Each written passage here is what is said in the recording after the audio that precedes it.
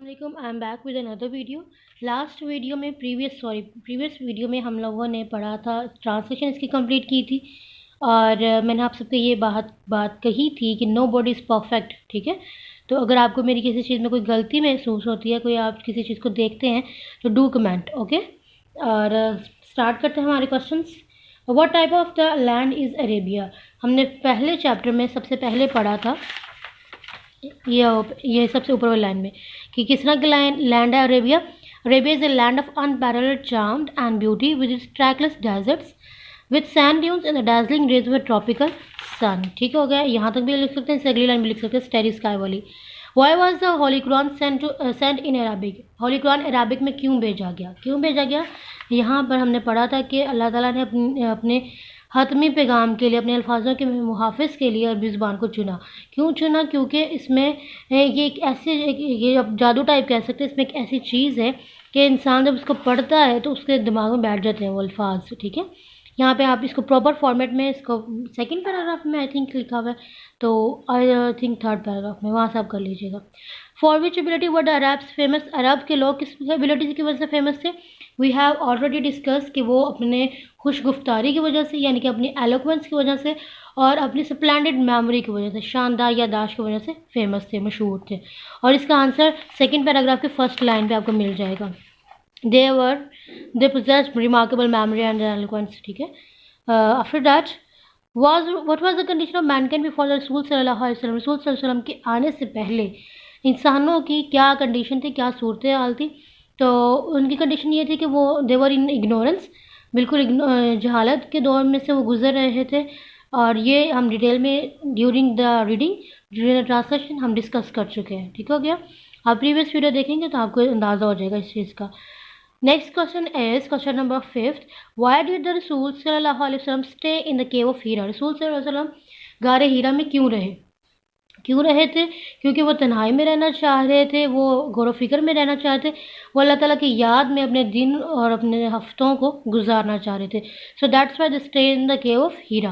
What was the first revelation. First revelation क्या थी? हमने यहाँ पे पढ़ चुके हैं। हम पेज नंबर 3 पे सबसे ऊपर जो लिखा गया, जो लिखी ये आयत लिखी गई है, read in the name of the Lord who created. यहाँ ये सबसे पहली रेवोल्यूशन थी। ठीक हो गया। नेक्स्ट क्वेश्चन है Y did the pagan Arabs threaten रसूल सल्लल्लाहु अलैहि वसल्लम। कफारे अरब जो थे, अरब के जो काफिर लोग थे, उनको किस चीज़ का खतरा था रसूल सल्लल्लाहु अलैहि वसल्लम को?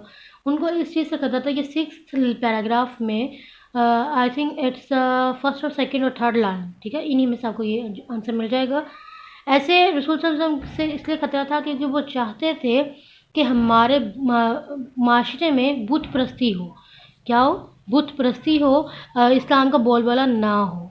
इसीलिए इस चीज़ से वो डरते थे कि ये ना हो कि माशरे में इस्लाम का गलबा हो जाए और बुत परस्ती को सारे लोग छोड़ दें।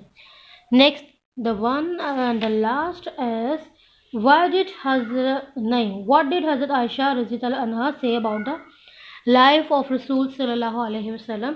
हज़रत आयशा रज़ी अल्लाह अन्हा रसूल सल्लल्लाहु अलैहि वसल्लम की ज़िंदगी के बारे में क्या कहती थी?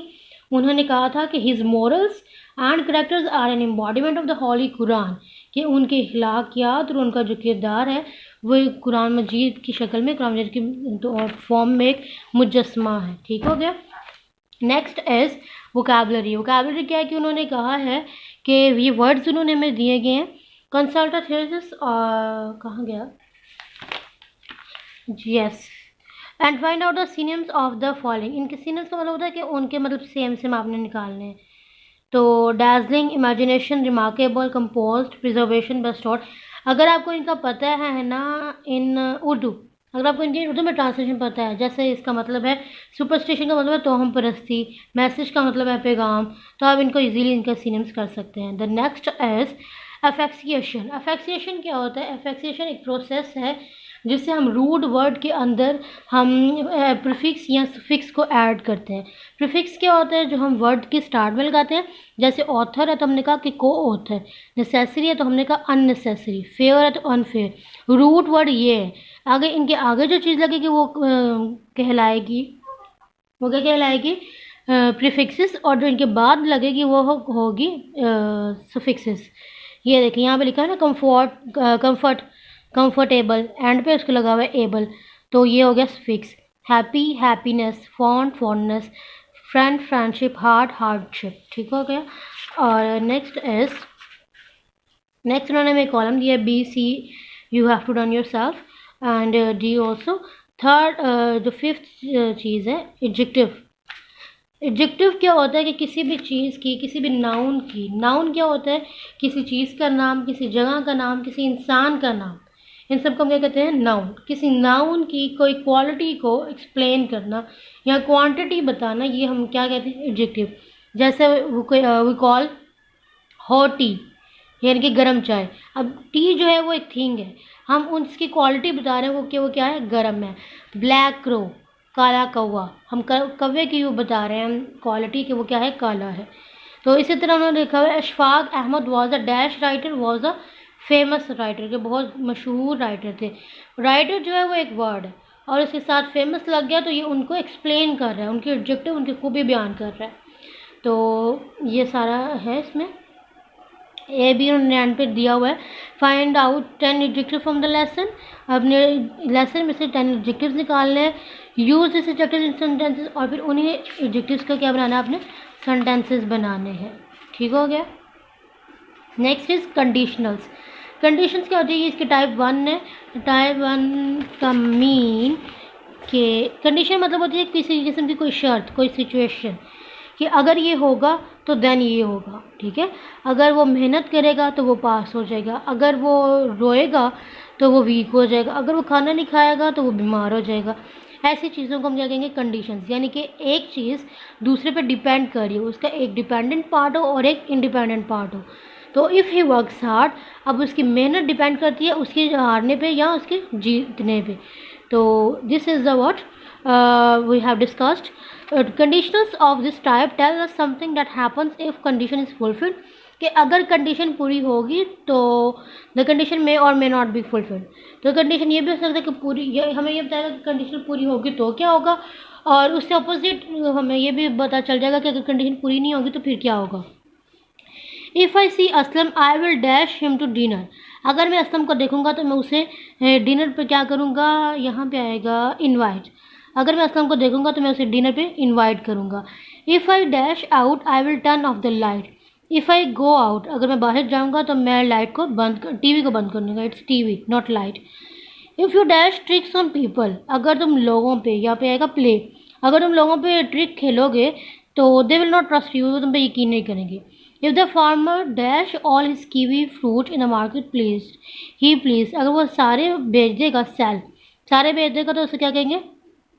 यहाँ पे उन्होंने हमें दिया हुए फॉर्म्स दी हुई हैं and we have to come them in the take them into the correct form of the verb. जैसे इन्वाइट है तो यहाँ पे I will invite him to, invite किया। इफ़ आई गो आउट, अगर मैं बाहर जाऊँगी, if I goes out, if I gone out, या आपने देखना है किसमें किस चीज़ का आएगा। ठीक हो गया।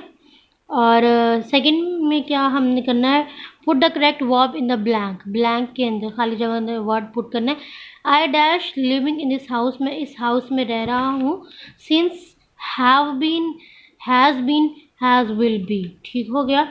और ये हमारी फर्स्ट चैप्टर जो we have completed our first chapter saviour of the mankind, and in the very next video we will discuss about our second chapter that name patriotism.